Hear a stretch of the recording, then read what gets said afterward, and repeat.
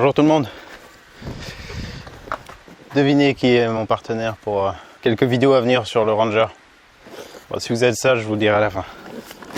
Aujourd'hui, je vais donc remplacer, comme vous l'avez vu dans le titre, l'alternateur et les deux courroies, qui devraient être la bonne taille cette fois. Et ça, c'est quoi? C'est l'alternateur? Oui, ouais. L'alternateur. Ça, c'est des pièces pour plus tard. J'ai quoi? Essuie-glace, j'en ferai pas une vidéo. J'ai le démarreur aussi, parce que lui, il colle. Donc, je le démonterai, je le remplacerai, mais à l'avenir, je sais pas encore, je ferai une petite vidéo pour sa remise en état. Hein. C'est certainement juste les charbons à changer, donc c'est pas une pièce que je vais jeter. D'ailleurs, je pense que l'alternateur n'est pas mort du tout non plus. J'ai juste un petit doute sur le régulateur. Et comme le voyant en batterie s'allume, bon, la batterie étant naze, ça s'explique, mais même quand il tourne depuis un moment, le voyant batterie s'allume quand même. Donc je sais pas s'il envoie peut-être un petit peu trop de tension. J'avais 14,7 aux bornes des batteries. Moi, il me semble que c'était 14,4 qu'il fallait pour ce modèle. Voilà, après certaines personnes m'ont dit que non, que c'était pas un problème. Donc bon, allez, je le remplace. L'ancien, pareil, je le garde. Je verrai peut-être à changer le régulateur. Si celui-ci me donne les mêmes valeurs, je sais que ce ne sera pas ça le problème. Et normalement, je dois avoir une batterie qui arrive aussi d'Autodoc. Enfin, elle est déjà venue. Puis elle est repartie parce que le carton était un peu abîmé. Et puis dedans, elle était dans un sac plastique. Et c'était un petit peu mouillé à l'intérieur du sac plastique. Elle avait pris un choc. Elle avait fui. Donc malheureusement j'ai dû la refuser et voilà, quand on commence à refuser ce genre d'objet lourd, ça met un temps fou à partir, revenir et tout ça. Donc pour l'instant je ne l'ai pas encore reçu. Donc je vais me contenter de remplacer déjà les courroies et l'alternateur, le courroie étant le plus critique. Alors je les avais retendus, j'avais pas compris le petit système de réglage sur le moment. Donc à la base j'aurais pu aussi les retendre dès le début, si vous vous souvenez comme elles étaient flasques.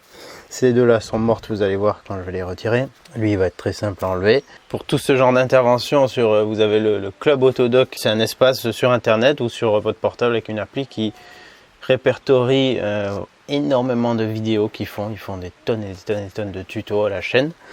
Il y en a pour presque tous les véhicules et ils vous montrent pas à pas comment les démonter, comme je fais en fait, hein, mais de manière plus professionnelle.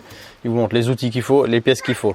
Donc c'est gratuit, vous pouvez adhérer à ce club et vous avez à peu près tout ce qu'il vous faut pour changer une pièce. Mais pour Ranger, il n'y a aucune vidéo. Donc voilà, moi je vous le fais. Mais sinon pour vos autres véhicules, vous trouverez largement de quoi vous guider là-dessus. Alors après aussi, moi ce que j'aime bien avec leurs vidéos, c'est que ça montre bien les pièces. Ça montre comment les démonter. Mais ce que j'aime pas, c'est que ça montre pas les galères et pas forcément la vraie vie. Donc après c'est pour ça qu'il y a des gens comme nous pour... faire ça de manière un peu soit amateur ou soit pro, mais mode réel, donc c'est-à-dire dans la rue on n'a peut-être pas des ponts, des compresseurs, tout ce qu'il faut pour faire les choses très facilement. Et c'est ça qui peut vous intéresser parce que quand on est en galère, c'est là qu'on a besoin de voir comment s'en sortir. Bon, a priori là, c'est pas compliqué, les courroies, il suffisait donc, ça c'est juste la vis de tension. Donc il y a une vis ici en 13 il me semble, à défaire, une autre en dessous, juste ici. Elle a un contre-écrou derrière, enfin voilà, c'est un boulon. Il y a l'autre côté où il faut tenir aussi, sinon ça va tourner dans le vide. Si c'est juste pour les courroies, il suffit de desserrer ici et en bas, de défaire la tension. Ça va ramener l'alternateur vers le moteur. Ça va donner du mou aux courroies. On les décroche, on les passe autour du ventilateur qui est fixé sur le biscocoupleur. Et on arrive donc à les enlever en passant entre l'hélice et le radiateur. Et pour le montage, l'inverse, on remet, on retend. Mais là, comme je vais enlever tout ça, il va falloir aussi que je débranche cette pièce. Là, je vais le débrancher, c'est ce qui alimente les régulateurs. Donc lui, des fois, il y a des régulateurs qui sont simples à accéder. Ils sont voilà, directement remplaçables à l'extérieur de l'alternateur, comme j'avais montré dans une autre vidéo où je vous montrais comment le changer simplement et quel était l'intérêt de le remplacer. Parce que c'est souvent lui qui fait défaut. Mais là, il faut quand même démonter l'alternateur et il est à l'intérieur. Donc on a cette broche à sortir. Mais c'est tout. Donc là, un petit écrou en 8, je dirais. Ça. Et ça va être à peu près tout. Bon, en fait, non, je me suis trompé, je me rappelais plus. Là, c'est du 14 en bas aussi. Là, c'est pas du 8, c'est du 10. Et là, c'est du 13. Ça fait quelques semaine que j'ai plus fait de mécanique, j'ai tout oublié. Alors, je vais commencer par défaire ça.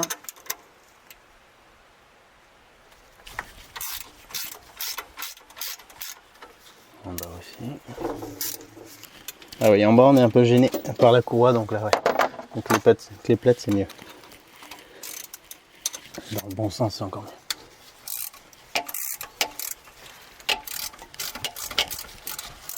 Voilà, elle est en train de tourner de l'autre côté.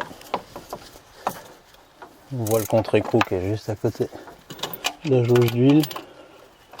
Ah là ça passe pas non plus. Sauf que ouais, j'arrive à l'enlever facilement à la main. Vous avez vu cet écrou. Le nettoyage du moteur a fait le plus grand bien pour y voir plus clair, donc ça c'est génial. Pour l'instant je laisse celle d'en dessous.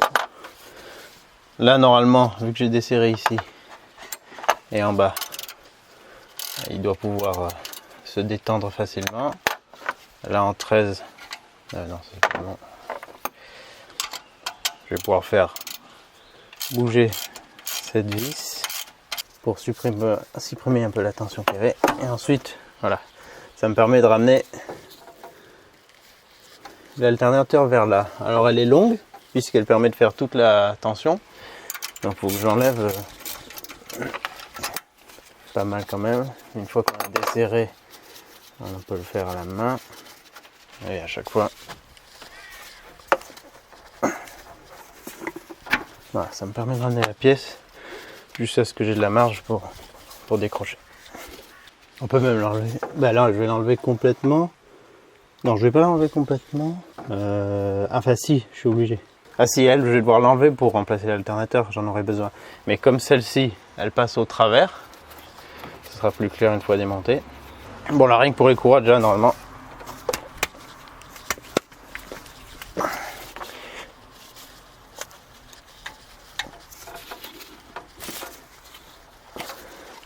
Pourquoi tu veux pas plus basculer en avant? Ah oui, j'avais pris une massette pour taper un peu dessus.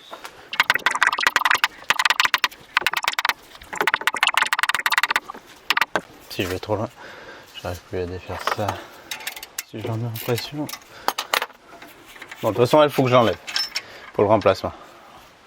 Voilà, c'est assez longue.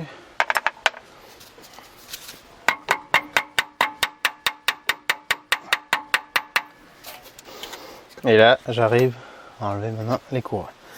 Donc, je sors la première. La plaque passe au travers des ailettes. On n'arrive pas à passer tout d'un coup, donc on l'a fait un peu progresser. Voilà. Yep. Très très simple. Donc celle-ci, voilà, ça, c'est bon pour bientôt casser quoi. La deuxième, pareil. Ce sont exactement les mêmes courroies.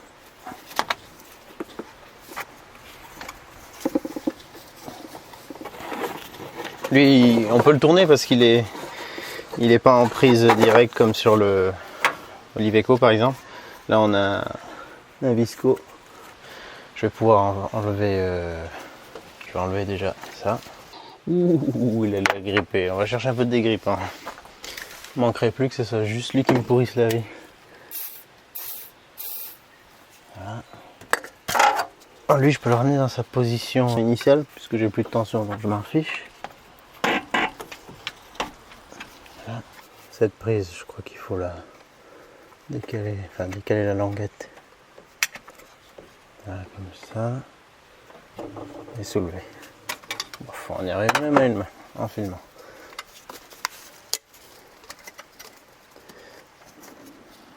Voilà. Il y avait d'autres trucs qui pendouillaient, ces deux choses là. Je sais pas à quoi elles correspondent, je sais pas du tout. Alors je sais pas si c'est un faisceau pour d'autres appareils. Lui c'est le moteur le plus basique, donc peut-être que le faisceau il est le même pour le moteur turbo aussi. Voilà. À moins que sur le Mazda il y ait quelque chose qui change aussi, mais que ce soit le même faisceau. Je ne sais pas, j'ai pas trouvé de correspondance sur, dans cette zone sur quoi brancher ça. Je laisse tel quel. On va voir si maintenant celle-ci va venir. Oh, ça a l'air bien serré, putain, j'ai pas envie de péter la gosse. Oh non! Pourquoi c'est si serré? Le plus petit écrou, c'est lui qui va m'embêter. Et l'autre, est-ce que je peux? Donc là, c'est fichu comment? Un petit couvercle là. Que je fais tomber. J'espère pas au fond de la fosse. Non, il est sur une planche.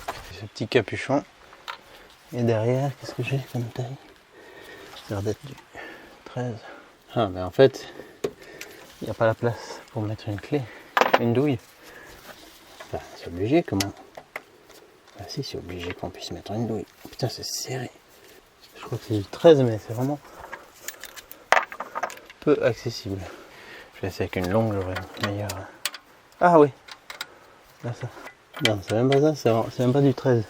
C'est du 12. Et il y a un truc qui arrête pas de me déchirer. Ah ouais, il y a un petit clip là de la boîte à air qui arrête pas de me déchirer le gars. Voilà, alors là je me mets. Oh ouais, c'est ça. Là je me mets derrière.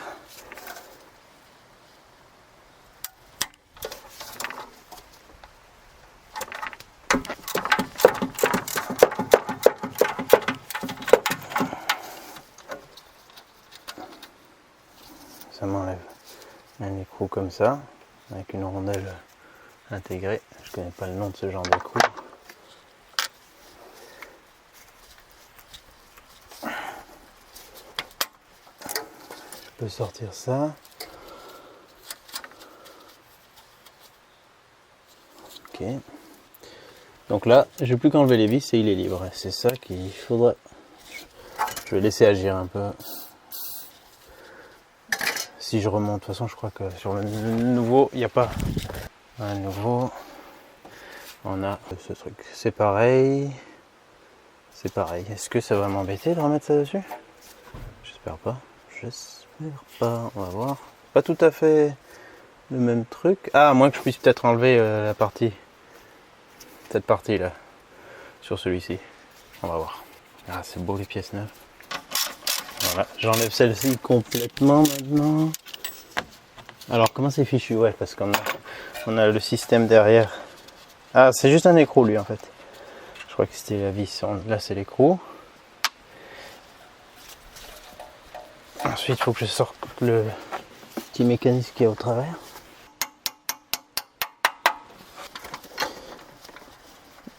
Voilà. Voilà, là on voit bien le truc de réglage. Donc lui, il est solidaire de l'alternateur et lui, la vis, elle met la tension sur la patte de réglage ou de fixation même, et donc elle permet de se visser dans. Putain, je te mets là. La vis du bas, maintenant j'ai plus qu'à la retirer vers moi. On tient plus que là-dessus. Je sens pas de rondelle, je pense pas qu'il y en a.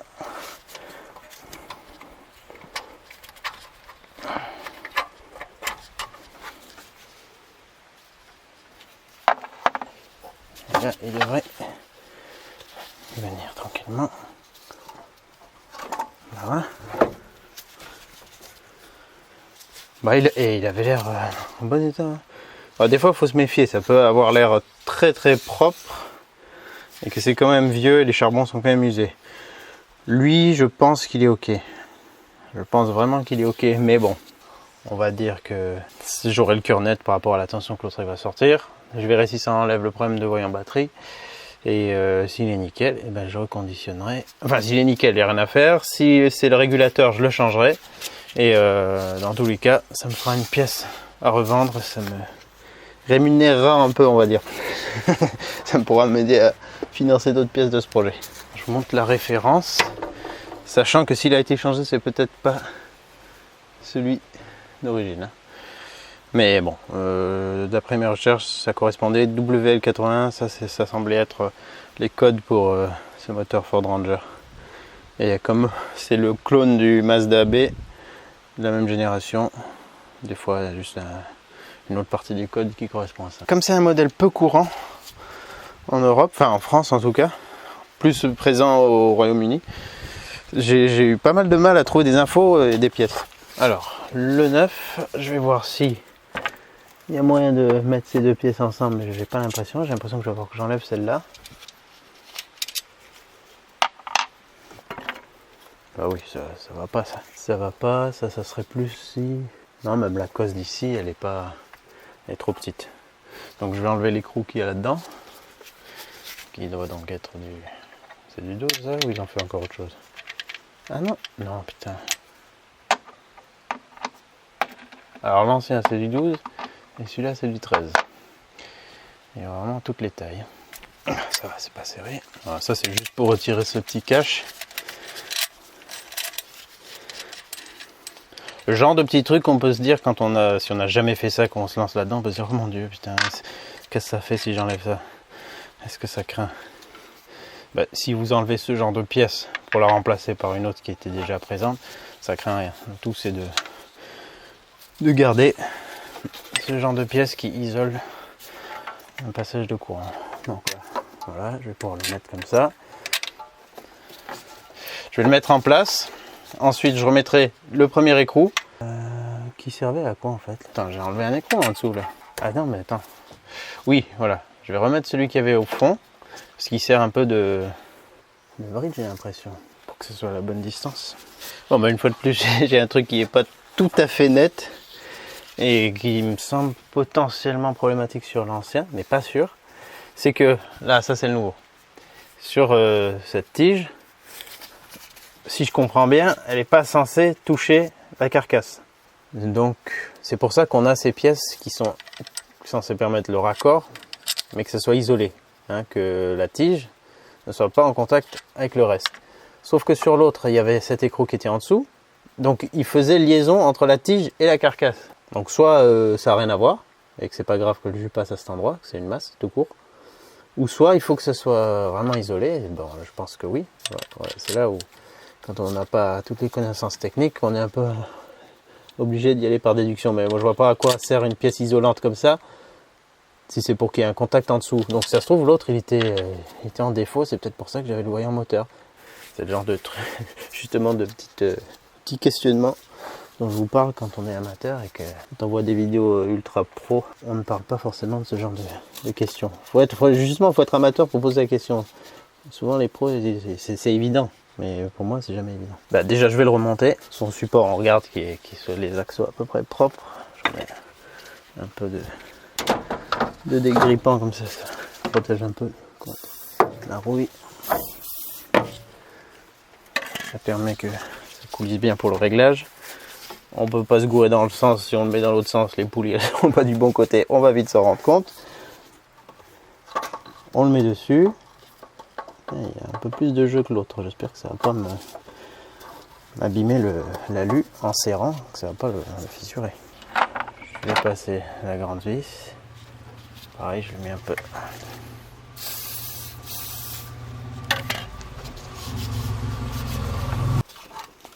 Ouais.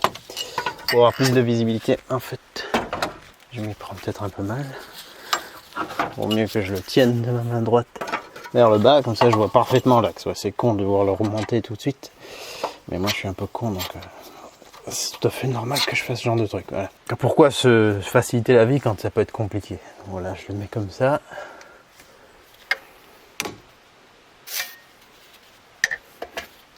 Là on a une visibilité on ne peut plus parfaite. Je le rapproche. Je peux le mettre un petit peu en tension. Ah non, c'est bon, ça va se rapprocher gentiment sans poser de problème. Je le serre pas à fond, mais juste un peu de tension, qu'il n'ait pas envie de basculer tout de suite vers en bas. Comme ça, il se tient et il fait pas bam si on le lâche. Je le ramène. Ah ouais, c'est pour ça qu'on galère, qu'on a besoin un peu de la massette pour le décaler. C'est parce que quand on le ramène ici, il est un petit peu en tension contre cette pièce. Je le remonte. Je reprends mon petit ensemble là. Alors là, c'est vraiment bien ajusté. Enfin, il n'y a pas beaucoup de marge dans le guide qu'il y a ici. Et ça n'a pas envie de passer au travers si facilement que ça. C'est de la bonne taille, moi, quand même. Oui. Et j'aurais pu mettre 1 mm de plus, putain. Cette pièce a tendance à être un peu un peu trop basse. Voilà, c'est ça. Faut juste mettre un petit peu de tension vers le haut. On arrive bien en mettant le tournevis comme ça. Donc là, il faudra que le trou soit bien aligné pour pouvoir passer cette vis dedans. Comme il s'est remis en tension, je ressoulève un peu. Ça me permet de l'orienter facilement. Voilà, pas trop. Ici, je peux bien la mettre en approche. Le tout, c'est que je puisse bouger quand même l'alternateur pour mettre les courroies facilement, ce qui n'est pas tout à fait le cas.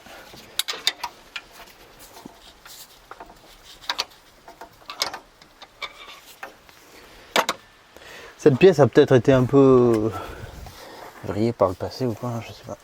Voilà, ok, je le remets bien vers le moteur. Je vais déjà rebrancher ça. Et t'es si loin. Comment ça se fait? Ça paraît plus loin d'un coup ce truc. Ah ouais, genre il va être vachement en tension. Bon, je peux gagner un peu de marge, mais quoi, il n'est pas positionné pareil que l'autre? Bah si.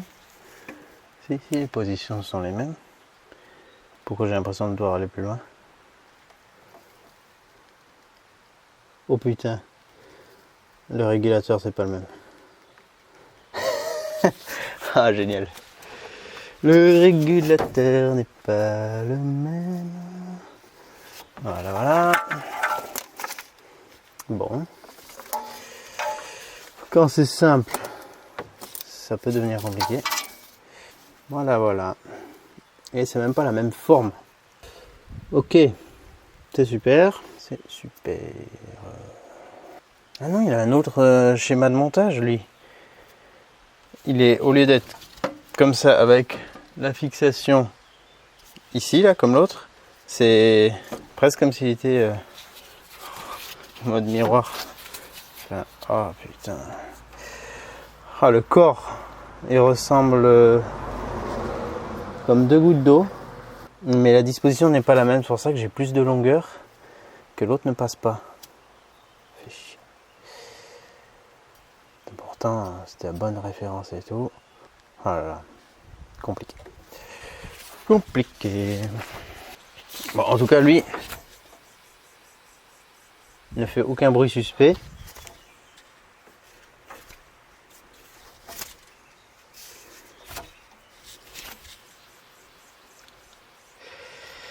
Ah, ça se trouve, il était parfaitement bon, et c'est juste cette histoire de comment on pourrait, il faut contact ou court-circuit, je sais pas moi. Court-circuit, il aurait grillé, enfin il y aurait eu un problème. Mais voilà, il y avait le voyant batterie allumé, donc est-ce que je le remonte et que j'essaye de justement de faire en sorte qu'il n'y ait pas ce contact? Je vais essayer ça, hein. On va voir si tout de suite si ça va régler le problème ou pas. Ah, dégoûté. Dégoûté. Putain, pourquoi il faut toujours qu'il y ait des régulateurs différents, des trucs comme ça là? Mais merde. Là c'est un 2 broches avec une forme totalement différente. Et là c'est un 3 broches avec une prise comme ça.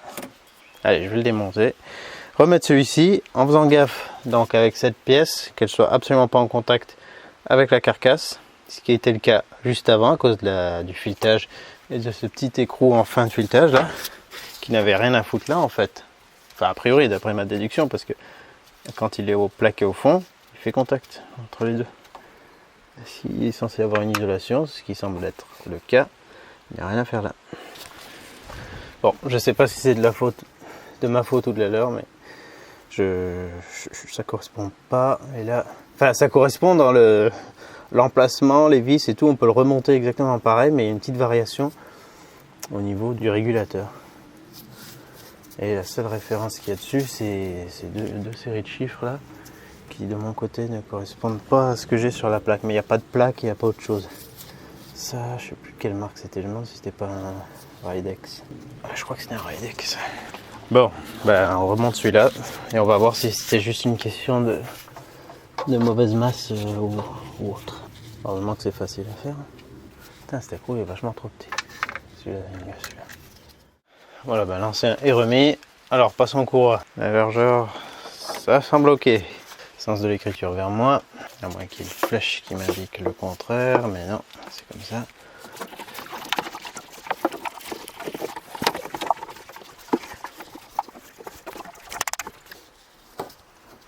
C'est pas vrai.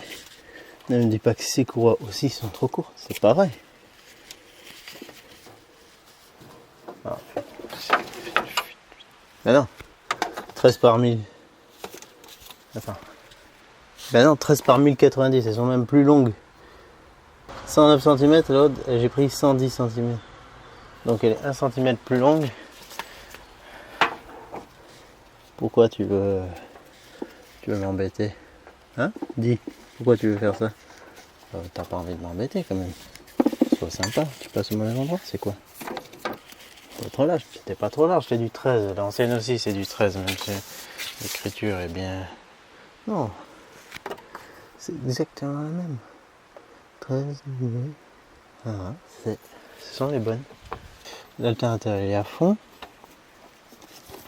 Attends, est-ce que ça passe mieux si je le mets d'abord sur la poulie de l'alternateur et ensuite sur le reste? Tu préfères comme ça? Putain, je comprends pas. C'est invraisemblable ça. Mais c'est pas possible, putain, mais... Attends, c'est moi qui passe au mauvais endroit là en bas ou quoi?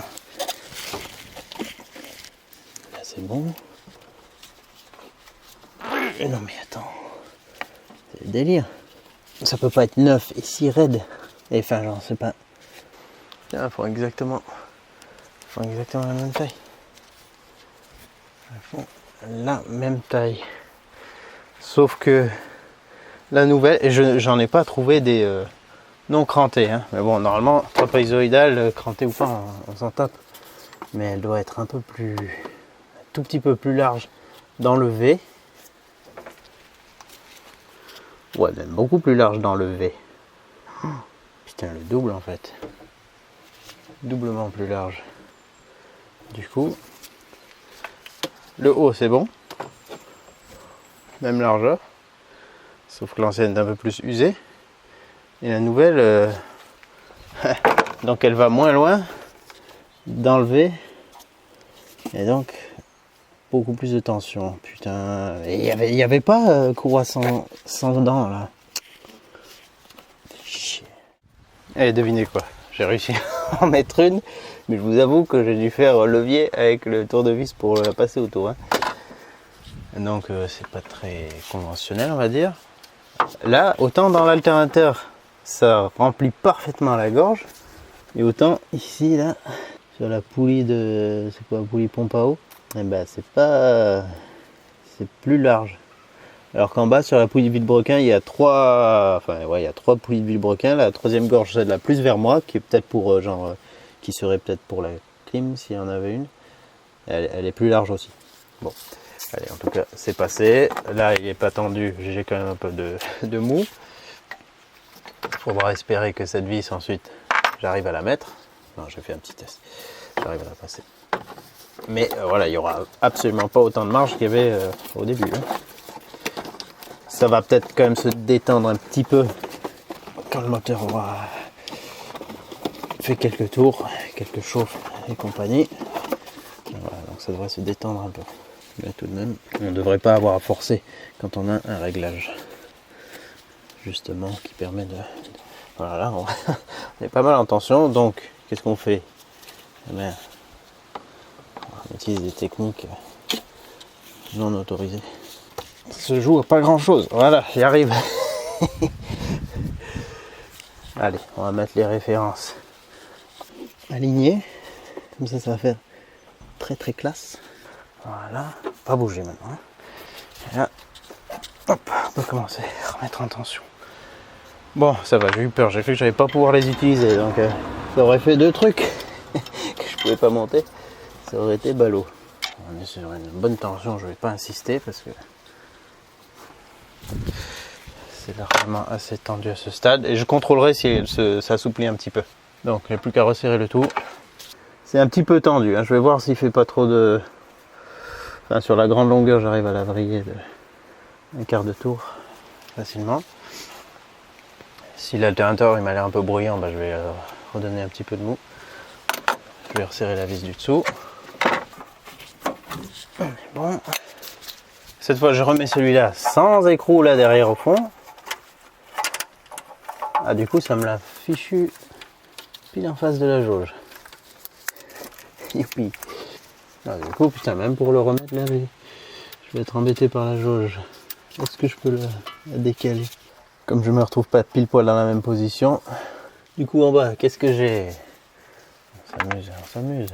J'ai du 10. Aïe. Ça fait mal un collecteur. Un cache collecteur. Une petite vis à enlever qui me permet de décaler un peu la jauge. Putain, bah, surtout vachement attention, le bazar là. Putain, je vais faire péter ce collier pour le moment. Du coup, ça se retrouve vachement plus proche du collecteur. Là, faudrait que je la... Attendez. Si là, elle veut bien venir ce coup-ci, je vais la mettre dans l'autre sens cette cosse. Putain, oh, c'est un truc de fou, toujours. Mais c'est en fait en essayant de desserrer ça que... Oh non, ça me vrille le truc en dessous là. Bon. Je leur mets un peu encore un coup. Et je verrai plus tard. Lui. Alors je la fous comme ça. Elle est plus loin du cache collecteur. Je resserre ce bazar. Sans trop de pression non plus. Putain, je veux pas péter un truc. Sans c'est la tige qui transmet. Voilà. Ça reste sur du plastique. Bon voilà. La folie du moment, faut pas trop s'enflammer. Ah sérieux, lui il veut plus se mettre dessus parce que la pièce elle s'est un petit peu ovalisée. Allez, c'est bon, tu vas tenir. Toi, n'oublie pas de te remettre. T'as l'air propre. C'est bon. Ça c'est la vis de la jauge. Donc tout est serré, tout est rebranché. Ben, on va essayer de redémarrer. Et voir si ça change quelque chose. Niveau voyant moteur, niveau tension, on va regarder.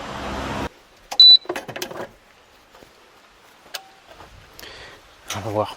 J'espère que le démarreur va pas me faire chier. C'est bon, il n'y a pas un serpent à sonnette.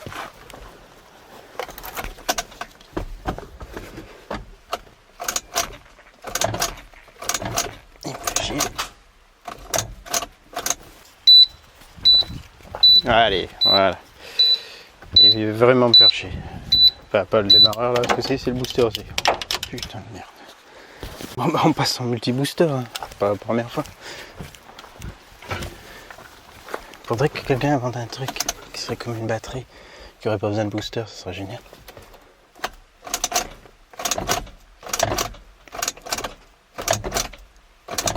Allez, lance-toi.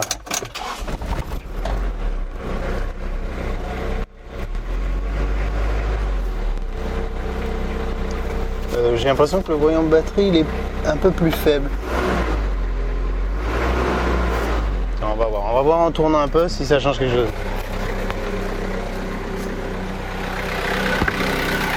Déjà on va enlever tout ce bordel. Et merde, ça a soulevé un peu la cosse. Ah là là là là. Bon bah je me suis pas amélioré la situation.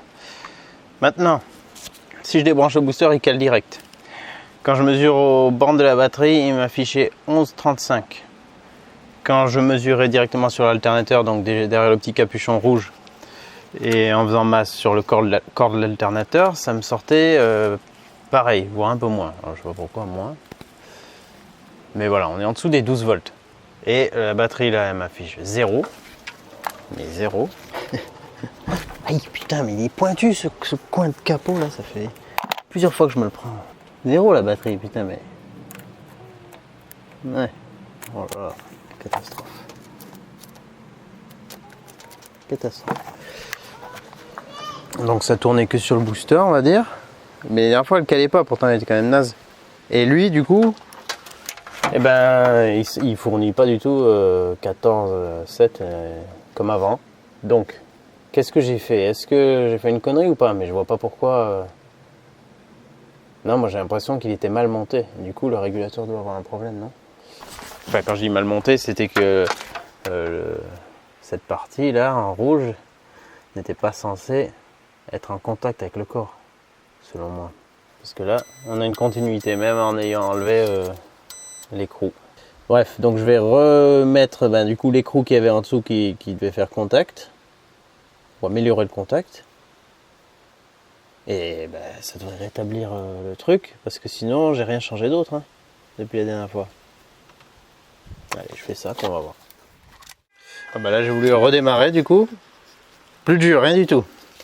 Et j'ai grillé le fusible de 80 ampères qui était là-dessous. Ça sert à rien d'essayer de tirer dessus comme je viens de faire, parce que il est vissé. Là, et pareil derrière. Donc on va enlever ces deux écrous, soulever la pièce et enlever les deux vis qu'il y a de chaque côté. Donc j'ai grillé mon 80 ampères, j'ai fait une bêtise. Faut que j'en commande un. On va remonter ça, puis on va voir ce qu'il en est. Putain, ça m'a saoulé.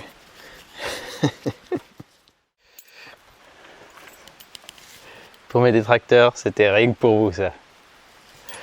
Donc, encore une opération très simple, mais dans laquelle j'arrive quand même à galérer et quand même à faire des conneries.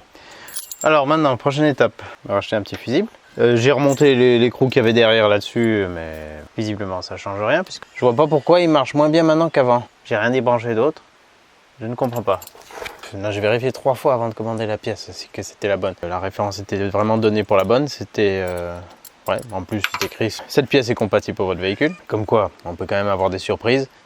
Mais en dehors de mes galères, vous avez vu que c'est facile à faire sur ce modèle. Donc Ford Ranger première génération et Mazda B, je sais pas de quelle génération, avec ce moteur. Ça sera pareil. Pour la version turbo, je pense que ce sera probablement identique ou très proche. J'ai pu installer les courroies, même si elles me donnent moins de marge qu'à l'origine, parce qu'il y a cette histoire de cranté, pas cranté. Toutes les deux étaient vendues comme courroie trapézoïdale, mais là, j'avais pas le choix en juste trapézoïdale, il me semble. Donc il y avait trapézoïdale cranté. Voilà, ce qui est sûr, c'est que c'est en faisant qu'on fait. Il faut pas s'arrêter à des galères comme ça, hein. Faut pas s'arrêter. Ne vous en faites pas, on va s'en sortir. J'espère que ça pourra vous être utile. Vous avez vu justement le genre de petits trucs qu'on peut comparer entre des vidéos très professionnelles, où vous allez voir toutes les étapes proprement, on va dire, et des problèmes qu'on peut rencontrer en tant qu'amateur, se poser des questions. Est-ce que ça va là? Pourquoi ça? Est-ce qu'il manque une pièce? Ça a déjà été remplacé? Je ne sais pas. Pourquoi ma courroie rentre pas bien? Voilà, tous des petits détails comme ça qui peuvent nous compliquer la vie, qu'on va très probablement rencontrer quand on n'a pas l'habitude. Donc c'est pour ça que je pense que même dans les erreurs, ça peut être utile pour vous si vous vous lancez, que vous n'y connaissez rien. Et en termes de procédure, vous avez vu que c'est à la portée de tout le monde. Vraiment, il n'y a rien de difficile.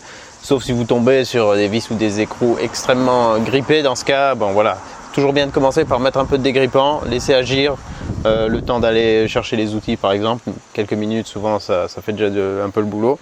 Et puis après, prendre son temps, bien regarder comment sont mises les choses. Et ça devrait se passer comme sur des roulettes. Dans la description, je vous mets des liens utiles comme d'habitude. Et je vais faire en sorte de vous mettre le lien de l'alternateur avec par exemple là la sortie 3 broches avec la prise 3 broches et pas celle enfin tout dépendra en fait. Ouais, le mieux, ça c'est une chose que je n'ai pas faite et que j'aurais dû faire, mais bon, je pensais qu'avec les références je pouvais m'y fier, c'est de sortir le branchement du régulateur et de voir combien il y a de broches. Comme ça pourra vous guider, à condition qu'ils le mettent sur la fiche produit. Regardez bien pour les deux cas, comme ça vous ne serez pas embêté. Et moi je vous dis à très bientôt dans la suite des aventures. Il y a aussi le stress qui vient quand le bébé se met à pleurer et tout. Là. On a presque fini et puis il se réveille et voilà. Bon, ça fait partie de mes petites galères du moment. J'espère recevoir rapidement la batterie, comme ça je vais pouvoir tester avec un ensemble, déjà avec une batterie neuve. Là j'ai pas le bon alternateur, mais ça me permettra de voir du coup s'il y a quelque chose qui cloche. Je vais remplacer ce fusible et puis on va essayer d'avancer comme ça. Je pensais pas que ça allait me poser problème cette histoire.